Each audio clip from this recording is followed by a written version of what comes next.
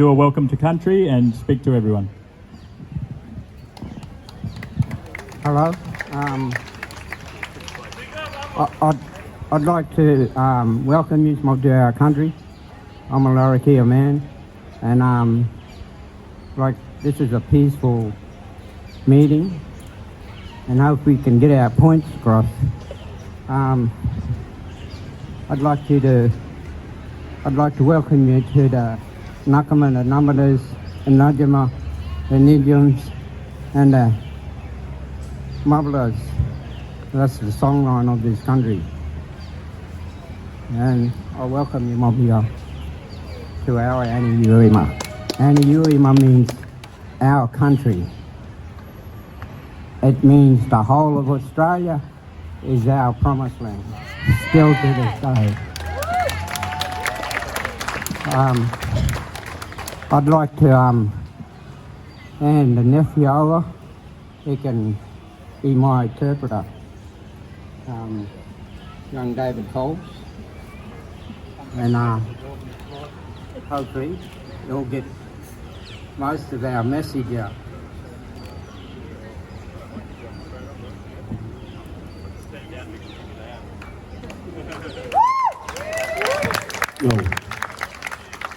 Thank you, Uncle Jimmy, and I value your knowledge, guidance and teachings.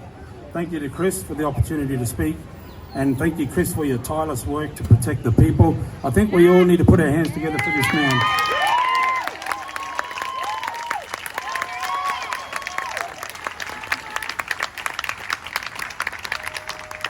It's no question that if we were in the 5th century, this Greek warrior would be out the front with a Spartan helmet on, fighting for our freedom.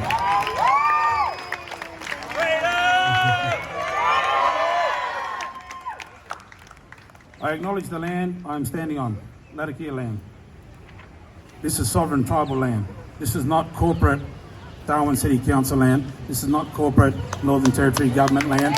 This is sovereign Latakia land. The gathering here today has been given permission by one of the most senior lawmen. Oh, here he is. One of the most senior lawmen for the Latakia people, Uncle Jimmy Fiji. So you all stand here under the protection of sovereign tribal law. My name is David. My tribal name is Lawnpa. I stand before you simply as a man. I stand here as a tribal man, on sovereign tribal lands. I am no part of this fictitious, fraudulent and treasonous system. I acknowledge and thank everyone that's here today, and I acknowledge all the truth speakers and freedom fighters all over the world. In unity we seek freedom. I acknowledge the Souvlaki, Grill and Chill for standing for our human rights. We all need to stand with you. Your fight is our fight. Why are we here today? We're tired, we're sick, and we're frustrated from the corporate, draconian, totalitarian rules being enforced upon us by people armed, who are nothing but corporate agents and nothing but private mercenaries. That's all the police are, okay? They are not legitimate lawful officers. They are not peace officers. They are corporate private military agents. There is no pandemic. There is only fear-mongering to enslave the people and harm the people for the corporate greed of a wealthy few. There is no killer virus. Yes, coronavirus has been around for 100 years, but it is simply a mild form of the flu. The COVID-19 virus is a laboratory-made virus developed in the US and released in China. It is a bioweapon. I'm gonna drag out, but I'm sorry, but I'm gonna give you 15 years of research in one moment. This pandemic is a mask for the already collapsed fiat currency system that has already imploded. The US corporate government failed to pay their interest rate on their debt on the 14th of February 2021. All fiat currencies have a 34-year life cycle. This cycle is at 68 years, and it is bust. It is done. This is nothing but a mask for that system that has collapsed. There is a global corporate hustle to who will control the new world reserve currency, and given China is thriving, they make a great target to attack and blame for crashing the global financial crisis markets. But it is the West and the greedy elites who have created this fiasco for us all through their greed and criminal actions. The COVID-19 is a bioweapon manufactured in the US, released in China, which has become the West's new boogeyman. The fake pandemic has been used to usher in the New World Order, one world government, and unlawfully erode all our basic human rights. When they had the first lockdown, Mullenderi McCarthy, a federal minister, pulled me up in Woolworths in town here, and she said to me, I'm very concerned about the laws that they are passing while we are on lockdown. Right? While we're all hiding from a mythical, scary virus, they are passing laws that are eroding our basic human rights. They are passing laws that are bringing in a deep state, a corporate state that is taking away our freedom and liberties. And I'll give you some evidence to that. The Defence Legislation Amendment, Enhancement of Defence Force Response to Emergencies Bill 2020. This was passed while we were on lockdown not long ago. It amends the Defence Act 1903 to streamline the process for calling out members of the Australian Defence Force Reserves, including for the purposes of responding to natural disasters or emergencies, and provide the ADF members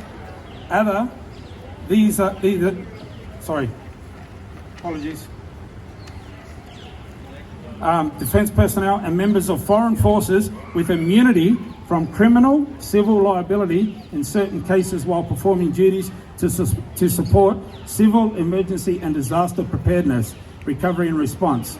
What that says is foreign soldiers and soldiers here are immune from any criminal charges for enforcing these draconian laws on us, the people. Okay, that is scary. That means that foreign soldiers can kill us and get away with it, right? That is not democracy, and that is not Australia. This is of concern. If you're a civilian, a police officer, military, domestic or foreign, all must and should be held accountable for any crime. Why would a government provide immunity and protection for domestic and foreign soldiers to commit crimes and have immunity? Why? It's so they can enforce their corporate draconian rules through force and use foreign private soldiers to do so. Because I do not believe most local police and military would harm their fellow Australians. And to the men in uniform, I don't believe that they would either. Okay? They need to stand with the people. Okay? You need to stand down these corporate warlords that are harming us. That's your responsibility. We have no protection or recourse if we get sick or die from these experimental vaccines. Under the PrEP Act, companies like Pfizer and Moderna have total immunity from liability if something unintentionally goes wrong with their vaccines. This means if you die, you cannot sue them for killing you. The pharmaceutical industry is the biggest industry that exists, and sick people are good business. If you die from pharmaceutical drugs, the most you can sue for is $240,000. If you die from vaccines, you have no recourse. Vaccines have become a safe haven for the few elites to create their next wealth production.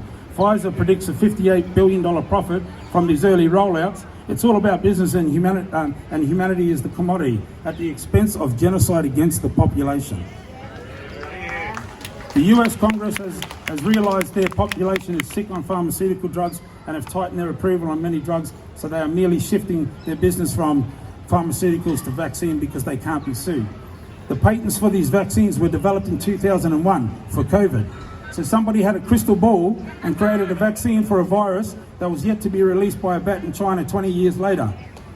This is a long-planned attempt to depopulate while they usher in the New World Order, one world government, and to create a new era which we are being farmed by these criminal elites and sold out by these corporate agents impersonating public officers, enforced by these corporate agents holding weapons.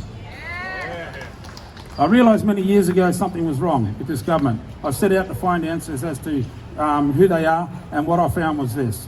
Each and every state and territory is its own privately owned corporate country government, registered on the stock exchange, registered under Unidroit, and Unidroit is registered in the Vatican. Okay? The NT government registration number is 840-857-34992. Every state and territory, the police association, they have their own corporate number. These are corporations. We are not being governed by a government. We are being governed by corporate agents who are committing fraud and treason against us, the people.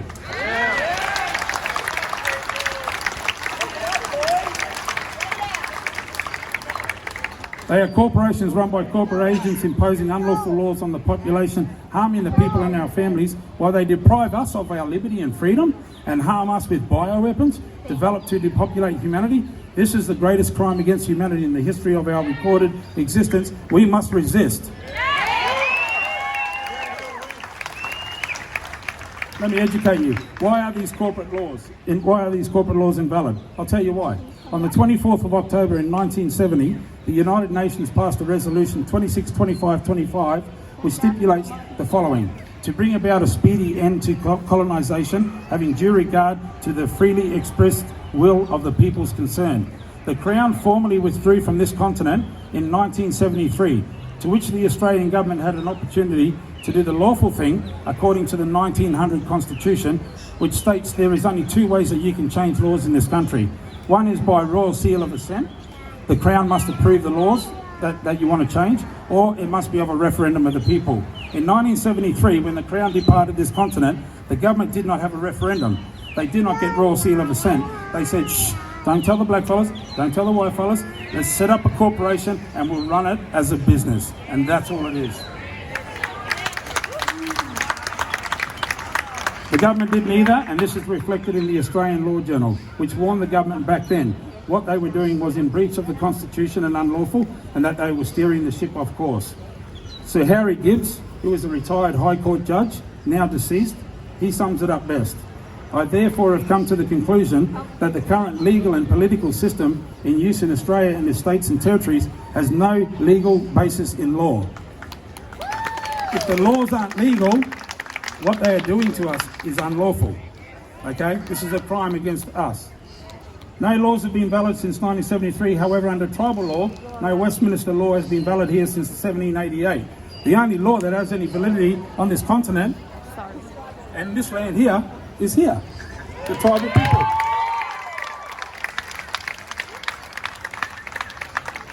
They knew this from the beginning, and we, the tribes, already had our own law system and parliament system in place, and still do to this very day. In fact, the only law that holds any validity on this continent is tribal law, and it is our way to look after and care for everybody who is on our tribal lands. That's why you come under the protection of the tribal people here today. Right now we have 25 million people who have no legitimate government and are being harmed on our lands by a corporate entity. This is wrong, and it's time the Australian and Aboriginal people stand united to lawfully stand down these corporate agents, and through the approval of the tribes, who are the only ones who can approve a government here and offer to the Australian people a lawful and honourable government, that we will serve the people rather than remain slaves to the corporate elite who are committing genocide against humanity.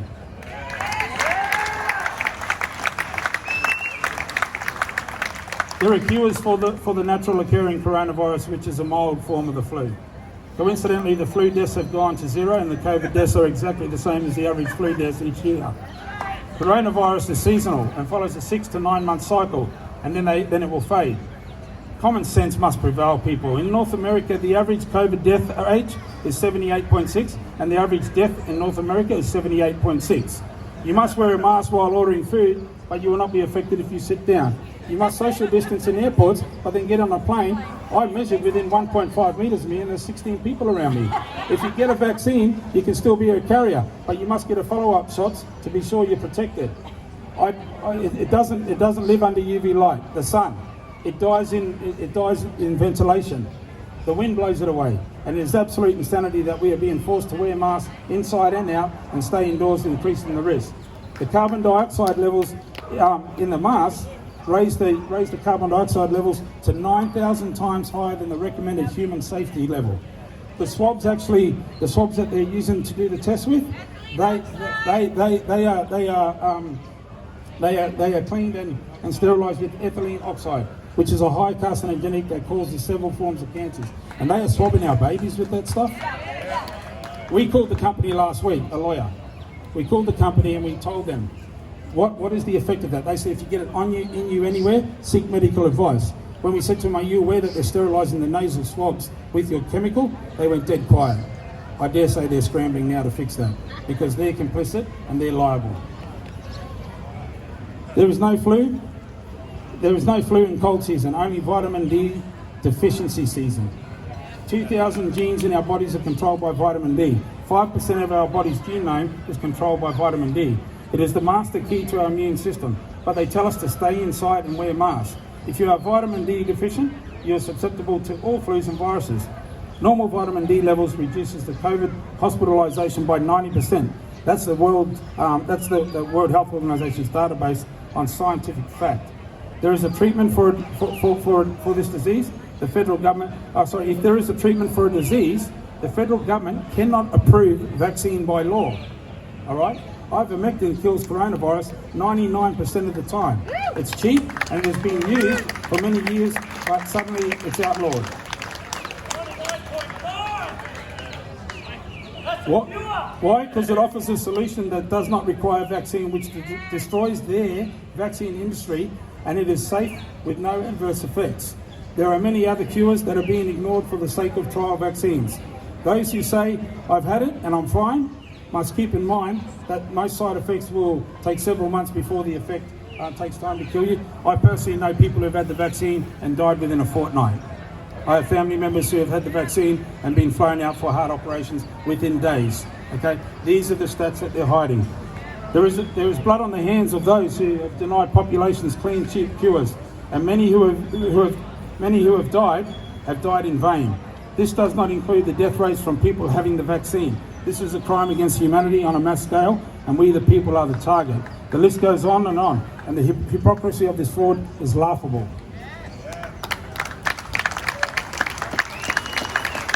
I want to apologise up front. I'm going to talk about something very, very sensitive, okay? And if I trigger anyone, please hang around for a talk, or please speak to someone who'll get help. But I can't hide this fact. We're all hiding from a mythical virus, right? The real pandemic is the child abuse, all right? You want to talk facts? I'm a youth worker. The reason I found this truth is because I found out this system is abusing our kids in the system. And they cover it up. And when I highlighted it, they call me a whistleblower. And they cut our funding. And they deny us the right to keep our children alive, because I have highlighted the fact that the system is causing more abuse within the system for the reasons they're taking our children away. Let's be real. This is the reality. I have first-hand evidence of high-level child abuse, rape and murder at the top of this system, both in the NT and nationally, which has all been tabled within the state and federal governments and simply swept under the carpet and covered up. I've received personal witness statements from people who have been subjected to the sick, satanic behaviour that takes place within the Freemasons across this country. This is a global sickness. There are currently 29 suppression orders in the federal Australian government for high-level child abuse rings operating all the way to the top of this government.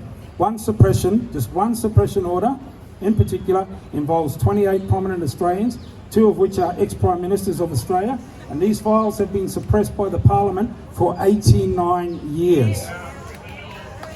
Bill Heffernan has tried in vain to have these suppression orders overturned, but they remain suppressed. Such crimes cannot be suppressed, but they do, because they're a corporation. And like Peter Maley said to me, he said, we just change the rules and move you on. And that's all they do. It's not law, okay?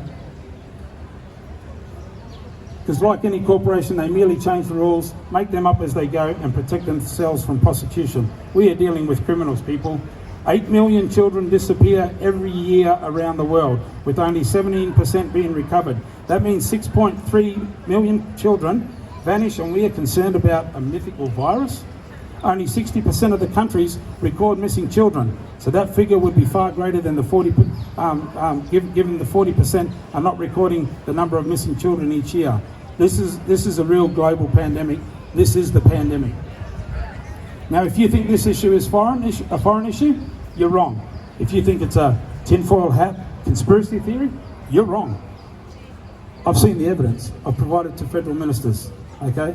The information has been intercepted by various agents, and they're not acting. We have evidence of children being sacrificed under Hillsong Church in Western Sydney, and this evidence was tabled in the New South Wales Parliament on the 17th of September in 1997 by the Honourable Frank Arena. Look it up. And this evidence was again swept under the carpet. These are children being murdered. These are children being tortured. And what does this so-called Prime Minister of Australia, Scott Morrison, do? He gives his mate, Ryan Houston, the founder of Hillsong Church, a green card to leave the country, where he's fled to the US and now probably hiding in Mexico in one of his churches. He has an arrest warrant out for him for covering, concealing child abuse. And Morrison gives him a free ticket out. That's the insanity we're living with. Last year, a close friend and associate of mine reported child abuse in Maureen, New South Wales. This led to 135 arrests across several states and resulted in 78 children being rescued who were zip-tied under a basement in South Australia last year. Did anyone see that on the news? No. Absolutely not. And I'll tell you why. Because the media is owned by the same corporate conglomerates who are running this entire fraud. The scaremongering and the covering up of such crimes by the media makes them complicit in the injury, harm and loss we all face. And I'm sure, I saw ABC here, I'm sure they'll snip out what they want to tell the story. They won't tell the truth. The child abuse across the planet is real. It's a real pandemic. And those controlling this corporate government rule our so-called public officers through bribery, blackmail and coercion. And for the most, there are politicians, they simply say nothing and they lose their free ride and good money while we all suffer. It's time we stand down these criminal corporate agents as the people.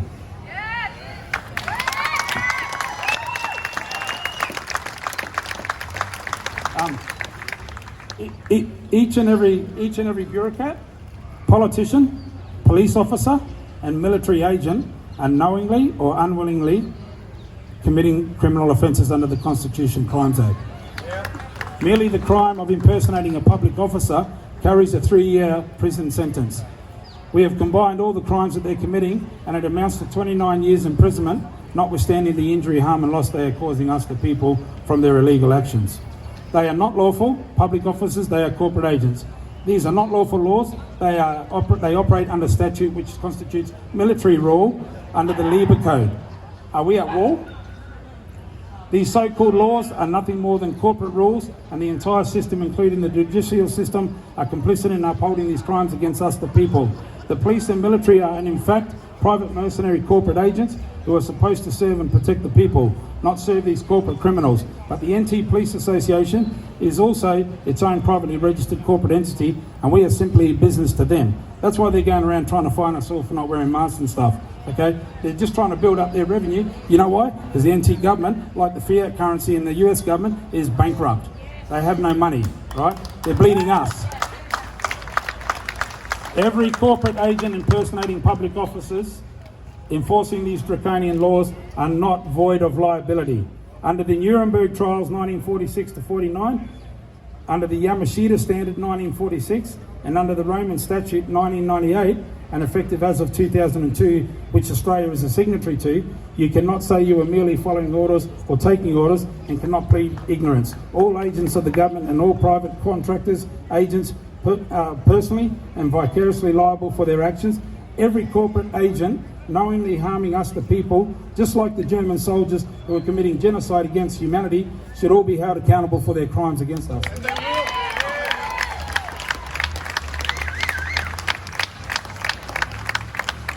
I'm nearly done, sorry. Where are the honourable police and military? Where are you? Okay? Join us.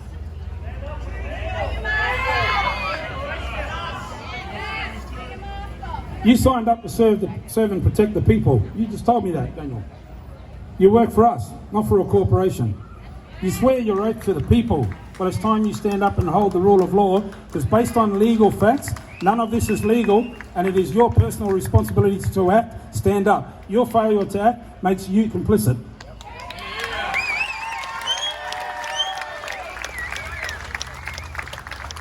Ladies and gentlemen, we need assertive action. We need lawful rebellion. We need to unite as humanity against this attempted genocide. And when we, the people, realise that the power rests with the people and we unite, we can free the people from these tyrannical laws. We cannot march here today and rest tomorrow. We need assertive action to hold these corporate agents accountable. We need to meet regularly as people and plan and strategize what actions we will take. We need good legal advice. Any lawyers? Step forward. Okay? We need good legal advice and guidance on the process of lawful citizens' arrest under lawful rebellion. We need to do this peacefully and we need to do it lawfully. But we need legal people to assist us and we need good men to stand forward. We need to act. Our freedom and our liberty is at stake. But worst of all, so are our lives and those of our families and fellow human beings. We must stand in unity. It is the key, unity. The sovereign tribal people of these lands call on all Australians to stand with us in unity. As a member of the original Sovereign Tribal Federation, we extend our hands to all residing on this continent to stand with us, and together we can erode the sickness governing our lives and build a healthy future for all Australian people in partnership with the true sovereigns of these lands. And through the only law that holds any validity on this continent, we urge the protective services to stand with the people, not with the corporate agents harming us all.